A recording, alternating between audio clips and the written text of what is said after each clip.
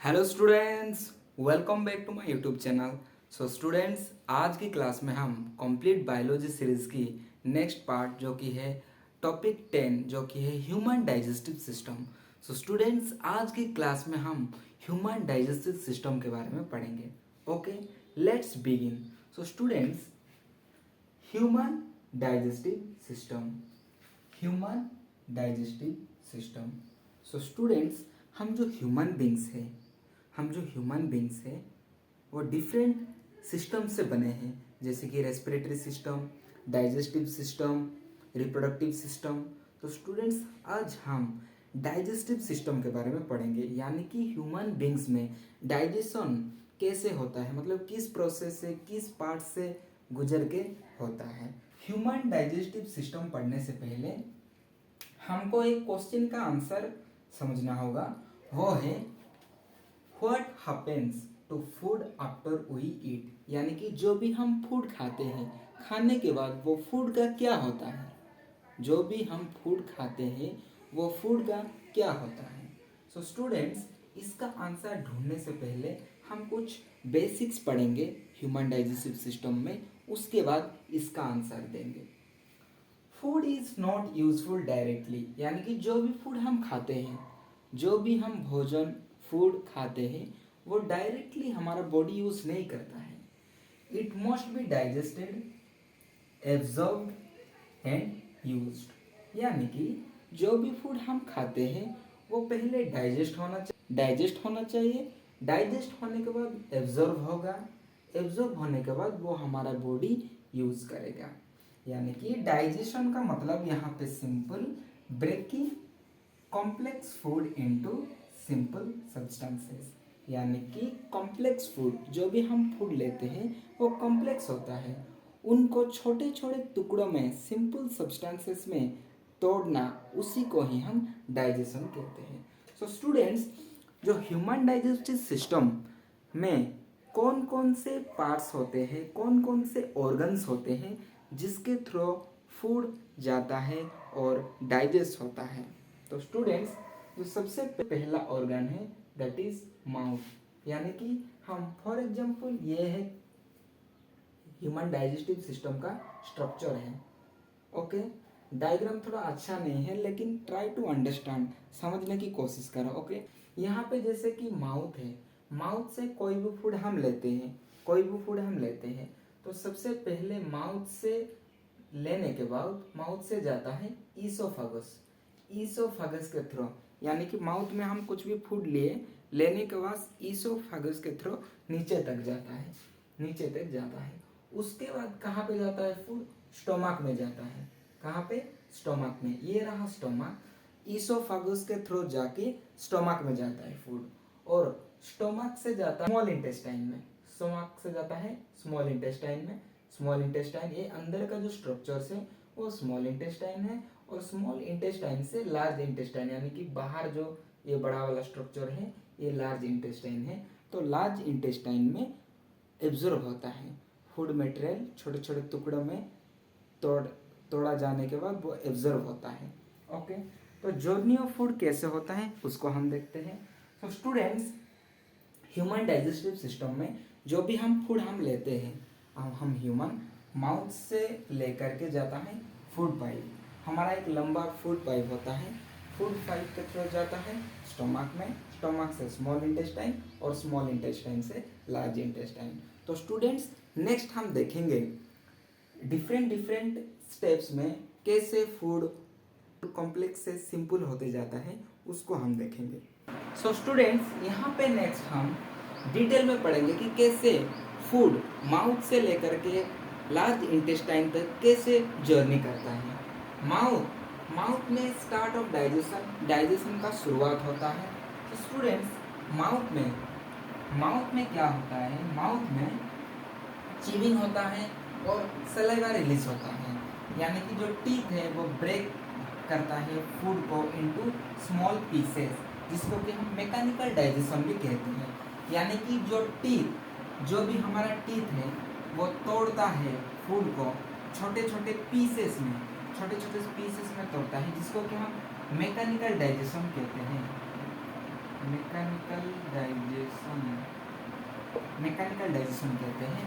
और जो सलाइवा जो कि हमारे माउथ में रहता है, सलाइवा स्टार्ट करता है डाइजेशन ऑफ स्टार्च, यानी कि फूड जो कि छोटे छोटे टुकड़े में तोड़ा गया होता है वो स्टार्च को तोड़ता है, जिसको कि हम केमिकल डाइजेशन कहते हैं।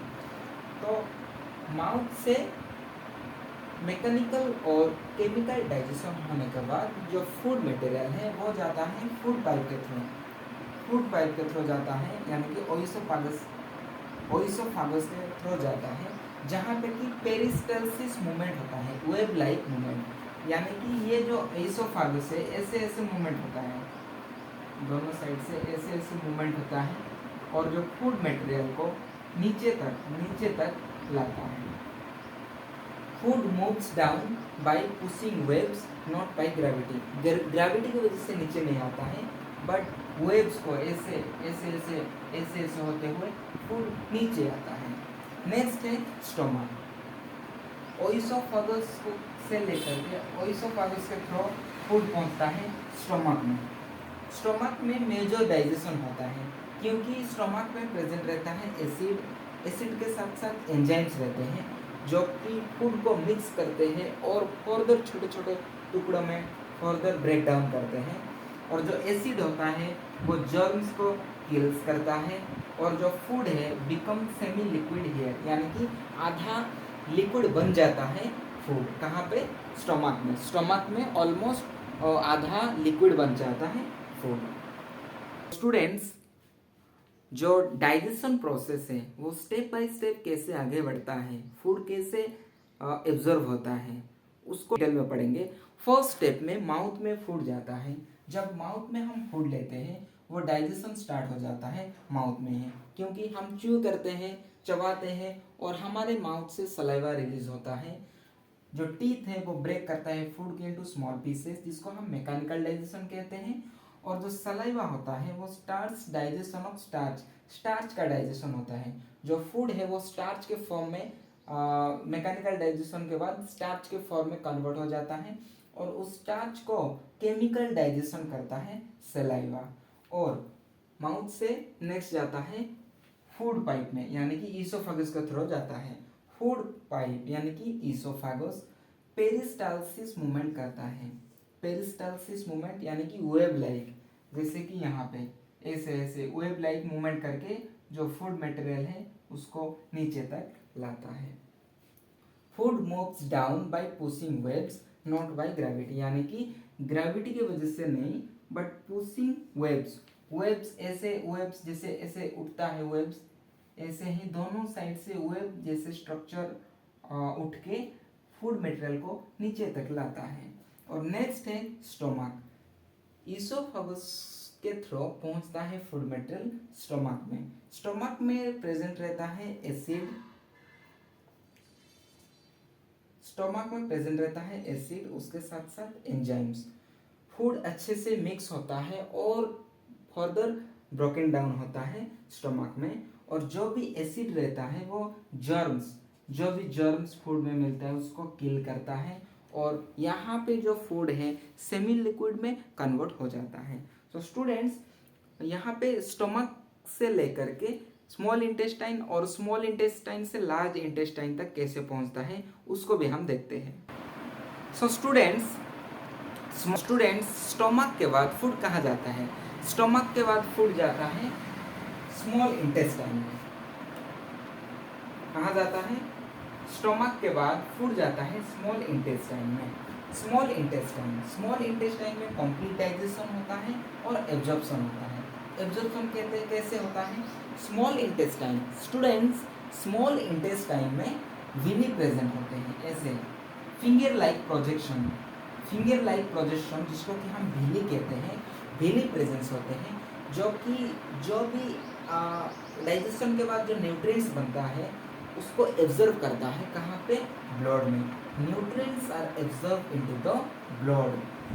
न्यूट्रिएंट्स जो भी बनता है वो एब्जॉर्ब होता है ब्लड में।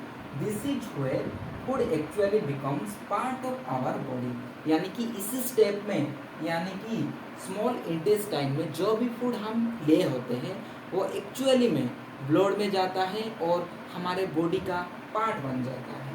उसके बाद नेक्स्ट है लार्ज इंटेस्टाइन। लार्ज इंटेस्टाइन में वाटर अब्जॉर्प्शन होता है, यानी कि जो भी एक्स्ट्रा वाटर बच जाता है वो भी एब्जॉर्ब हो जाता है, और वेस्ट फॉर्मेशन होता है लार्ज इंटेस्टाइन में, यानी कि जो भी अनडाइजेस्टेड मटेरियल, जो भी अनडाइजेस्टेड फूड मटेरियल रह जाता है, अनडाइजेस्टेड फूड बिकम्स वेस्ट, यानी कि वेस्ट हो जाता है और वो लार्ज इंटेस्टाइन में रह जाता है। तो स्टूडेंट्स, हम देखें कि कैसे फूड मटेरियल माउथ से लेकर के इसोफेगस के थ्रू स्टमक जाता है, और स्टमक से स्मॉल इंटेस्टाइन, और स्मॉल इंटेस्टाइन से लार्ज इंटेस्टाइन। सो जो फूड है वो डिसअपियर नहीं हो जाता है, इट बिकम्स एनर्जी, एनर्जी हो जाता है, ब्लड में मिल जाता है और हमारे बॉडी का पार्ट हो जाता है। सो स्टूडेंट्स, यहाँ पे जो हम क्वेश्चन पढ़े थे, what happens to food after we eat, जो भी हम फूड खाते हैं या फिर जो भी हम भोजन लेते हैं वो क्या हो जाता है, वो एनर्जी बन जाता है, वो ब्लड में मिल जाता है और हमारे बॉडी का पार्ट हो जाता है। जो भी अनडाइजेस्टेड रह जाता है वो वेस्ट के हिसाब से लार्ज इंटेस्टाइन में रहता है, और एक्सक्रीशन के प्रोसेस में वो नीचे तक मतलब एक्सक्रीट होके चला जाता है।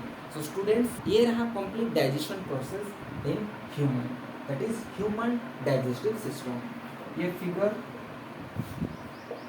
Human digestive system, human digestive system. तो स्टूडेंट्स, आपको याद होगा प्रीवियस वीडियो में हम फोटोसिंथेसिस के बारे में पढ़े थे। तो स्टूडेंट्स, जो भी प्लांट्स हैं वो फोटोसिंथेसिस की प्रोसेस में फूड बनाते हैं, और हम एनिमल्स फूड को खाते हैं और उसको डाइजेस्ट करते हैं और हमको एनर्जी मिलता है।